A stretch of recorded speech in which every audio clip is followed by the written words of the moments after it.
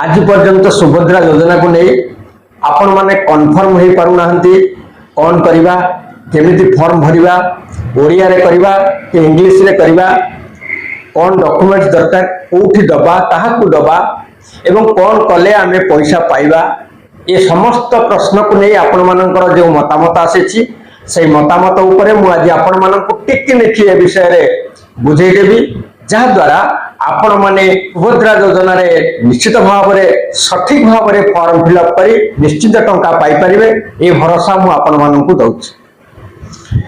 तेबे आसंतु आज मु आपण मानक पई ए विषय रे टिकनिक भाव में जो वीडियो प्रस्तुत करिछि वीडियोटी को भल भाव में देखंतु एवं निर्भुल भाव में मु जेमती बुझौछि से भली भाव में फॉर्म फिलअप करंतु निश्चित उपकृत हेबे। तेबे समस्त को मु नमस्कार करूछि अभिनंदन जनाऊँगी गुरु दिवस उपलक्षे एवं स्वागत करुच्ची मोर चैनल कालिया भरसा को। जदि मोर भिडियोटी आपण मानक भल लगी थाए ताले निश्चित भाव में आपण माने गोटे गोटे लाइक देवे सब्सक्राइब करेंगे एवं अन्य मानक शेयर करेंगे। देखंतु मु बर्तमान सुभद्रा योजनार फॉर्म टी आपण मानक देखौछि एहा को पूरण करबा एते कठिन नुहे अति सरल धीर स्थिर धीर चित्तरे यह भरवे। प्रथमे देखंतु ए फॉर्म टी आपण माने प्रत्येक अंगनवाड़ी केंद्र रु आपण माने पाई परिवे एवं पाइला परे कौनसी डॉक्यूमेंट्स आपनकर दरकार नहीं केवल आपण माने यह को इंग्रजी नुहे ओडिया रे फॉर्म टी को भरवे कारण सरकार ओडिया अस्मिता प्रति जो ध्यान रही फॉर्म टी मध्य ओडिया रे लिखा जाइछि तेणु यह ओडिया रे फॉर्म फिलअप करेंगे। मु जो भली भाव में आपण मानक देखई दउछि डेमो कर दउछि किभली भरिवे से भली भाव में यह पूरण करेंगे। प्रथमे देखंतु एठी लिखा जाइछि संपूर्ण नाम एक रे आपणकर आधार रे जो नाम अछि ठीक से ना को ओडिया रे एठी प्रथमे नाम लिखिबे तळकु जो घर गुड़िक अच्छी तळकु सेठी आपणकर टाइटल लिखिबे मने करंतु आपणक ना सुमित्रा महापात्र तेणु प्रथमे आपण सुमित्रा बोली लिखिबे घरे तळकु जो घर गुड़िक अच्छी सेठी आपणकर टाइटल लिखिबे महापात्र। से भली भाव में आपणकर जदि आधार कार्ड रे स्वामी को ना अच्छी बा बापा को ना अच्छी ठीक ऊपर घर पूरण कला भली तल घर को मध्य मने करंतु स्वामी को ना गौतम महापात्र तेणु ऊपर घरे ओडिया रे लिखिबे गौतम तल को लिखिबे महापात्र तल घरे लिखिबे महापात्र। 3 नंबर घरे जन्म तारीख आपण मानकर आधार कार्ड रो तले ऊपर अंश नुहे तल अंश रे आपण मानकर आधार रे जन्म तारीख सठिक भाव में लिखा जाइछि मने करंतु आपणकर जन्म तारीख आधार रे लिखा जाइछि 01/07/1999 आपण ठीक सही भली भाव में लिखिबे। प्रथम जो दुटी घर अच्छी जदि आपणकर 07 तेणु 07 लिखिले 7 तारीख जदि आपणकर 15 तारीख 1/5 लिखिबे जदि आपणकर 5 मास मे मास तेणु 05 तापरे 1999 तापरे 5 नंबर घर देखंतु 5 नंबर रे आपणकर जाति केउ जाति रे आपण माने परिगणित साधारण अनुसूचित जाति बा अनुसूचित जनजाति किंबा जदि आपण माने शारीरिक अक्षम होइथांती सेठी हाँ बोली लिखिबे जदि आपण साधारण वर्ग तेणु प्रथम घरे राइट टी मारी देबे आउ किछि आपणकर परिवार नाही।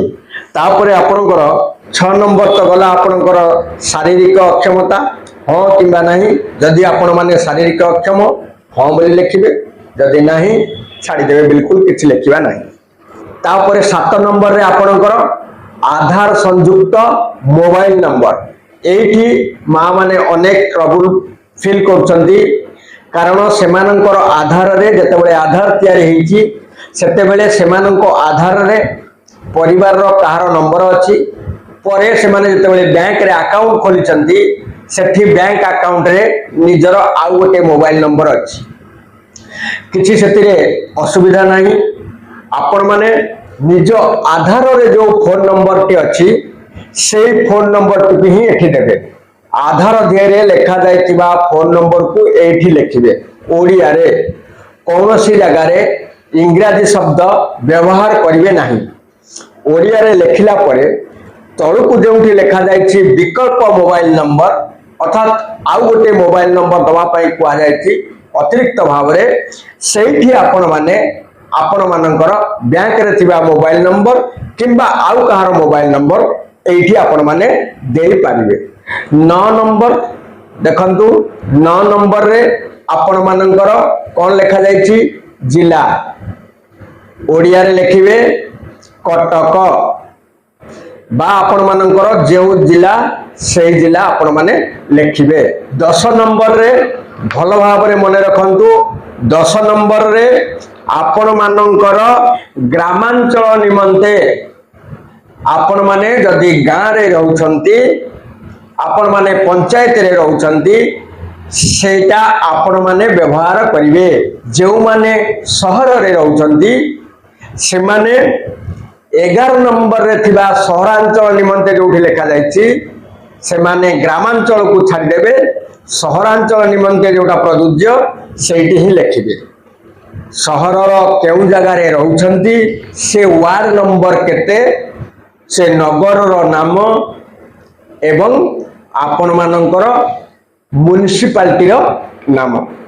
ଯଦି ଆପଣମାନେ 10 ନମ୍ବରରେ ଥିବା ଗ୍ରାମାଞ୍ଚଳ ନିମନ୍ତେ ପ୍ରଯୁଜ୍ୟ ଲେଖାଯାଇଛି, ଯଦି ଆପଣମାନେ ଗ୍ରାମାଞ୍ଚଳରେ ରହୁଛନ୍ତି ତେବେ ଆପଣମାନଙ୍କର ଗାଁର ନାମ ଯେଉଁ କରେ ଲେଖାଯାଇଛି ଗ୍ରାମ, ଆପଣମାନେ ଓଡ଼ିଆରେ ଗାଁ ନାଁ ଲେଖିବେ। ଖରେ ଗ୍ରାମ ପଞ୍ଚାୟତ, ଆପଣଙ୍କ ଗାଁଟା କୋଉ ଗ୍ରାମ ପଞ୍ଚାୟତ ଭିତରେ ଯାଉଛି ଆପଣ ନିଜର ଗ୍ରାମ ପଞ୍ଚାୟତକୁ ଲେଖିବେ। ତାପରେ ଗ ବ୍ଲକ ନାମ, ଆପଣ କେଉଁ ବ୍ଲକରେ ଯାଉଛନ୍ତି, ଆପଣମାନଙ୍କର ବ୍ଲକ ନାଁ କ'ଣ ଆପଣମାନେ ସେଇଠି ହିଁ ଲେଖିବେ। 11 ନମ୍ବର ତ କହିଦେଲି ସହରାଞ୍ଚଳ ପାଇଁ। ଆଧାର ସକ୍ଷମ ସଞ୍ଚୟ ଖାତା ଥିବା ବ୍ୟାଙ୍କ ନାମ। ଅନେକ ମା ମାନେ ବି ପଚାରିଛନ୍ତି ମତାମତ ମାଧ୍ୟମରେ, ସେଠାରେ କ'ଣ ଲେଖାଯିବ, ଖାତା ନମ୍ବର ନା ଆଉ କ'ଣ? କେବଳ ଆପଣମାନଙ୍କର କେଉଁ ବ୍ୟାଙ୍କରେ ଡିବିଟି ହେଇଥିବା ଖାତା ଅଛି ସେଇ ବ୍ୟାଙ୍କର ନାମ ହିଁ କେବଳ ଲେଖିବେ। ମନେ କରନ୍ତୁ ଆପଣମାନେ ଷ୍ଟେଟ ବ୍ୟାଙ୍କରେ ଖାତା ଖୋଲିଛନ୍ତି, ସେଠି କେବଳ ଆପଣମାନେ ଏଇଠି କେବଳ ଲେଖିବେ ଭାରତୀୟ ଷ୍ଟେଟ ବ୍ୟାଙ୍କ ଏବଂ ଶାଖା କେଉଁଠି, ବ୍ୟାଙ୍କର ଶାଖାଟା କେଉଁଠି, କେଉଁ ଜାଗାରେ ବ୍ୟାଙ୍କ ଅବସ୍ଥିତ ସେଇ ବ୍ରାଞ୍ଚ ବା ସେଇ ଶାଖାର ନାମଟି ଲେଖିବେ। ତାପରେ ଦେଖନ୍ତୁ ପଛପଟରେ ବିଶେଷ କିଛି ଆପଣଙ୍କର କରିବାର ନାହିଁ। କେବଳ ଦେଖନ୍ତୁ ଭଲ ଭାବରେ, ଏ ଯେଉଁ ଘର ଗୁଡ଼ିକ ଅଛି କୋଠରୀ, ସେଠିରେ ସମସ୍ତ ତଥ୍ୟାବଳୀ ଲେଖାଯାଇଛି। ଚୁକ୍ତିନାମା, ଏ ଚୁକ୍ତିନାମା ଆପଣ ପଢ଼ିପାରନ୍ତି ବା ନ ପଢ଼ିପାରନ୍ତି, କିନ୍ତୁ ଏତିକି ହିଁ ଆପଣଙ୍କୁ କରିବାକୁ ପଡ଼ିବ। ଏ ଯେଉଁ କୋଠରୀ ଗୁଡ଼ିକ ଅଛି ପ୍ରତ୍ୟେକ କୋଠରୀକୁ ରାଇଟ୍ ଚିହ୍ନ ଦେଇଦେବେ ଯେ ଆପଣମାନେ ସବୁଥିରେ ସହମତ। ଏଥିରେ ଯେଉଁ ନିୟମ ଲେଖାଯାଇଛି ସେହି ନିୟମ ଅନୁଯାୟୀ ଆପଣମାନେ ସମସ୍ତ କଥାରେ ସହମତ। ଆପଣଙ୍କର 4 ଚକିଆ ନାହିଁ, ଆପଣ ସରକାରୀ ଚାକିରି କରିନାହାନ୍ତି, ଆପଣଙ୍କର ଇନକମ୍ 2.5 ଲକ୍ଷରୁ ଅଧିକ ନୁହଁ, ଏ ଯେଉଁ ଟର୍ମସ୍ ରହିଛି କେବଳ ତାକୁ ରାଇଟ୍ ମାରିଦେବେ। ଆପଣ ସବୁଥିରେ ଚୁକ୍ତି ସହିତ ଆମେ ସମ୍ପୂର୍ଣ୍ଣ ସହମତି। ରାଇଟ୍ ମାରି ସାରିଲା ପରେ ଭାଗ ଖରେ ସରକାର ଆପଣମାନଙ୍କୁ ଅନୁମତି ମାଗିଛନ୍ତି, ଅର୍ଥାତ୍ ଆପଣମାନଙ୍କ ଆଧାରକୁ ସେମାନେ ଏହି କାର୍ଯ୍ୟରେ ଲଗେଇ ପାରିବେ। ତେଣୁ ଆପଣମାନେ ଏଥିରେ ମଧ୍ୟ ସହମତି ପ୍ରକାଶ କରିବା ଉଚିତ। ତାପରେ ଆପଣମାନେ आवेदनकारी दस्तखत जो अच्छी ये देखु आवेदनकारी दस्तखत आवेदनकारी दस्तखत जगार आपण मैंने ओडिया रे ही आधार रे जो ना अच्छी से नाम को भरीदेवे एवं जेते बेले देवे कौटी देवे आपण माने ए समस्त फॉर्म को भरिला परे निज निज पंचायत रे सरकार देइतिबा दायित्व जो सीएससी सेंटर बा मो सेवा केंद्र को सरकार दायित्व देइचंती आपण माने सेठी ही ए फॉर्म को नहीं देवे आ मने रखिथांतु जेते बेले आपण माने फॉर्म टी दबा पाई जाउछंती सीएससी सेंटर को निश्चित भाव रे सांगरे आधार रे संयुक्त थिबा मोबाइल को नहीं थिबे कारण जेते बेले आपनक फॉर्म को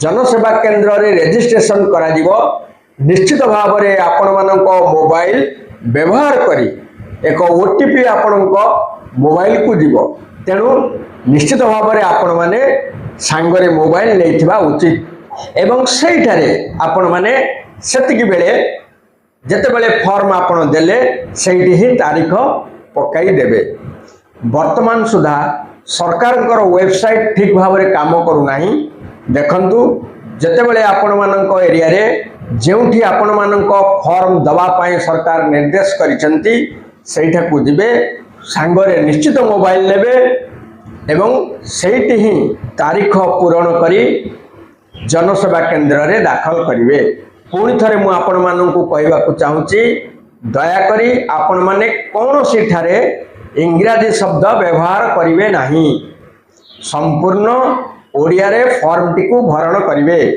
फॉर्म कहली भरण करबा अति सहज आदौ तरतर हबार नाही प्रत्येक घरे आपण मानक नार गोटिए गोटिए अक्षर प्रथमे लिखिबे तळ घरे आपणक टाइटल मध्य लिखिबे कौन सी डॉक्यूमेंट्स दरकार नहीं केवल फॉर्म टी नेबे एवं सेथिरे आपण मानकर आधार नैथिबे सांगरे तो निश्चित भाव में कहली आपणकर मोबाइल नैथिबे जनसेवा केंद्र रे आपण मानक आधार अनुसाई से माने फॉर्म टी को हुए तो जांच करि पारिबे तेणु आजिर वीडियो मु भाबुची आपण मानक निश्चित भाव में काम रे आसीबो एही भली भाव में जदि आपण माने निर्भुल भाव में तथ्य दियंती बा फॉर्म पूरण करती आपण माने सुभद्रा योजना रे पैसा पाया पाई निश्चित हकदार हेबे बा उपयुक्त ताले आज तो समय हो जाइछि आजिर वीडियो को एठी रखुची नमस्कार जय हिंद।